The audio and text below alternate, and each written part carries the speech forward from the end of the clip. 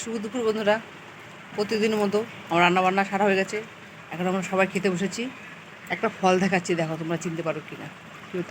পরে দেখাচ্ছি ফলটা। যাই হোক, কী কী রান্না করেছি একটু দেখো। সবাই খেতে বসে গেছে।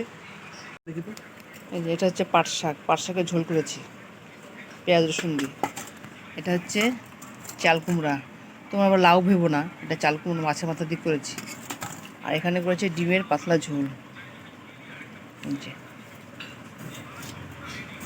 হালকা মশলায় ডিমের পাতলা ঝোল করলাম। এটা কি বলো তো বন্ধুরা, এটা খেলাম এখন বসে বসে। এটা হচ্ছে গাব, গাব তো, এটা হচ্ছে গাব। খেতে বেশ ভালোই লাগে, এটা আনকমন ফল। যাই হোক, এখন আমরা খাওয়া দাওয়া করছি, সবাই খাচ্ছে দেখো। এই যে,